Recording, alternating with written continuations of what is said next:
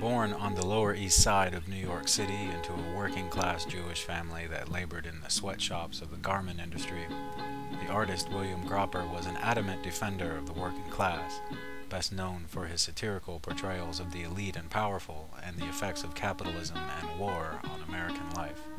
Throughout a lengthy career celebrated by luminaries of his day such as Carl Sandburg, Aaron Copland, Somerset Maugham, Emma Goldman, and Will Durant, William Gropper rebelled against the formal theories of art that were prevalent at the time, preferring to depict the harsh reality of social injustices as they were played out in everyday life. Owing to the versatility of his artistic skills, Gropper's message was delivered via a variety of media formats and scales, including magazine illustrations, book illustrations, pamphlet illustrations, cartoon drawings, paintings, and murals. Among Gropper's masterpieces was his painting of a map entitled William Gropper's America, Its Folklore. Published and distributed worldwide through the U.S. State Department in 1946, the painting depicted indigenous archetypal figures, some real and some mythical, including John Henry, Paul Bunyan, Johnny Appleseed, and steel industry folk hero Joe McGarrick. Senator Joseph McCarthy, chair of the Committee on Government Operations, believed the map was inspired by communist ideas and consequently subpoenaed Gropper to appear before the Permanent Subcommittee on Investigations in May 1953. Invoking the Fifth Amendment, Gropper refused to answer any questions, and a blacklisting resulted. Galleries stopped exhibiting his work, bad publicity, intimidation, and threats followed. Undeterred, Gropper persevered in his struggle, declaring in 1960, "I don't like labels. I am interested in mankind. People create the landscape in my paintings. I fight wrongs." Among William Gropper's most powerful human landscape works, Youngstown's Strike was inspired by the so-called Little Steel Strike of 1936 and 37 by workers in Youngstown, Ohio.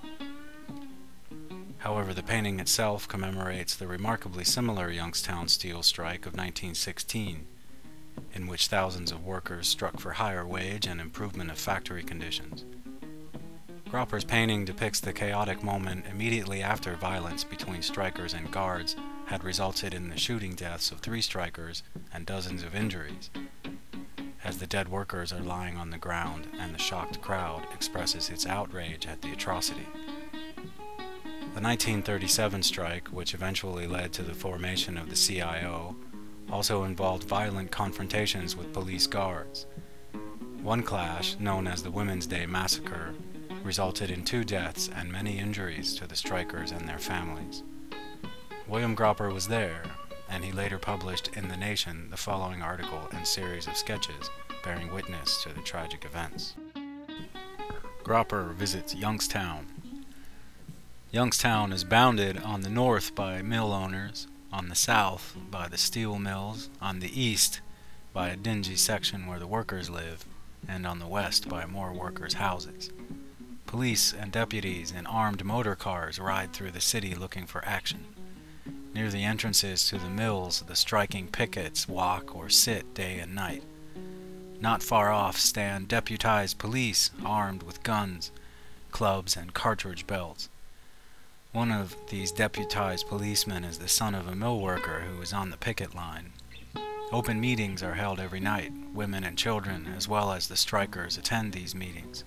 Speeches are delivered through loudspeakers from the CIO trucks by union leaders and other strike sympathizers. Union people from other industries and other localities mingle with the Youngstown strikers and their families. Rubber workers from Akron, steel workers from Pennsylvania come to help the Republic strikers to win their fight, give them advice, and tell them what happened in their own union and their own plants. On East Federal Street, in a poor colored section of Youngstown, is the headquarters of the Truck Drivers Union, which has been actively supporting the strike. The union supplies thousands of loaves of bread a day to the striking families. The truck drivers also have their own sound truck in which they ride around the city giving the latest news and announcing the time and place of union meetings. Radio broadcasting privileges are denied to the strikers. Saturday was Women's Day on the picket line. Some of them had children in their arms. At about 9 o'clock in the evening, in front of Gate 5 of the Republic plant, the police got into an argument with the women and ordered them to leave. The women refused, and 3 shots of tear gas were fired into the crowd. Across the street, strikers were holding a meeting. Screams were drowned out by shell fire. Strikers ran in every direction. Many of them hurled rocks at the police. Others ran to find weapons. More blasts from the police rifles, and then cars full of special police drove by, firing low at the mass of people.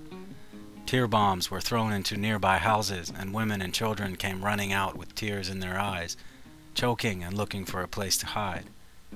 The shooting continued until after midnight. According to the next morning's paper, 2 were killed and 28 hurt. This was my introduction to Youngstown, the first stop on my trip west.